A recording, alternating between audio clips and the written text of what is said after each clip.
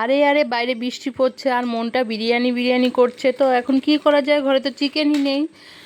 তার জন্য তো বিরিয়ানি কী দিয়ে করবো, তো মাথায় একটা বুদ্ধি আসলো, চলো আজকে ডিম বিরিয়ানি করে নিই। তা প্রথমে ডিম নিয়ে নিয়েছি, এই যে ডিম আর আলু ডুমো করে কেটে নিয়েছি। এখন ডিম আর আলু একসঙ্গে আমি সিদ্ধ বসিয়ে দিয়েছি। তারপরে প্রসেসিংটা করতে লাগছি। এই যে টক দই আমি এখন ফেটিয়ে নেব।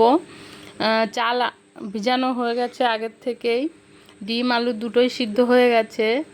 তারপরে ডিম আলুর ভিতরে একটু ফুড কালার দিয়ে আমি ঝাঁকিয়ে নিচ্ছি, এতে সুন্দর একটা কালার আসবে ডিমে আর আলুতে। তারপরে যে পেঁয়াজ বেরেস্তা করার জন্য কড়াইতে তেল বসিয়ে দিয়ে পেঁয়াজ দিয়ে দিয়েছি, পেঁয়াজ বেরেস্তা করছি। আর আরেক সাইডে দিয়ে দিয়েছি হাঁড়িতে জল বসিয়ে দিয়েছি, চাল দেওয়া হয়ে গেছে।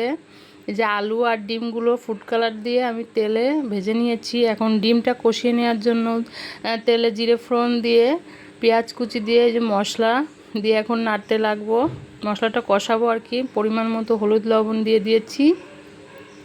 যে মশলাটা যতক্ষণ তেল ছেড়ে আসবে ততক্ষণ আমি কষাবো। আর এই যে দইটা ফেটিয়ে রেখেছিলাম সেটা এখন দিয়ে দিলাম। এই যে ভাত হয়ে গেছে। আসলে ভাতটা 60% 80% সিদ্ধ করতে হবে, আর বাদবাকি দমেই সিদ্ধ হয়ে যাবে। তারপর মশলা কষানো হয়ে গেছে, এখন ভেজে রাখা আলু আর ডিম দিয়ে দেবো মশলার ভিতরে। দিয়ে আমি একটু নেড়েচেড়ে আর কিছুক্ষণ কষিয়ে নিয়েছি। এই যে দেখো কালারটা কি সুন্দর এসছে ডিম আলু কষানোর। এরপরে ঝোলের জন্য একটু অল্প পরিমাণে জল দিয়ে দিয়েছি। ভাতটা নামিয়ে নিয়েছি, দেখো কি সুন্দর ঝুরঝুরে হয়েছে।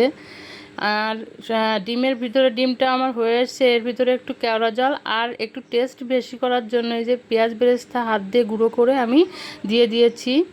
আর আগের থেকে দুধের ভিতরে একটু ফুড কালার ভিজিয়ে রেখেছিলাম যাতে হালকা একটু কালার হয় বিরিয়ানিতে। তো এখন আমি দমে বসিয়ে দেবো। এই যে তার জন্য ঘি আর সাদা তেল প্রথমে দিয়ে লেয়ার বাই লেয়ার আমি দমে দেওয়ার জন্য ভাত বসিয়ে দিয়েছি। তারপরে একটু ফুড কালার, আস্তে আস্তে সব মশলা, ডিম কষানো, পেঁয়াজ বেরেস্তা, তারপর বিরিয়ানি মশলা, গোলাপ জল, কেওড়া জল সব একে একে দিয়ে আমি লেয়ার দিয়ে আর কি দমের জন্য রেডি করে নিয়েছি। এই যে এখন আমি দমে দিয়ে দেবো। তখন 10 থেকে 15 মিনিট দম দিলেই বিরিয়ানি রেডি হয়ে যাবে। তো এই যে আমার বিরিয়ানি রেডি। আসলে এই বিরিয়ানিটা খেয়ে দেখলে বুঝতে পারবে চিকেনের বিরিয়ানির কথা ভুলেই যাবে। আমার ভিডিওটা যদি তোমাদের ভালো লেগে থাকে তাহলে আমার চ্যানেলটাকে প্লিজ সাবস্ক্রাইব করে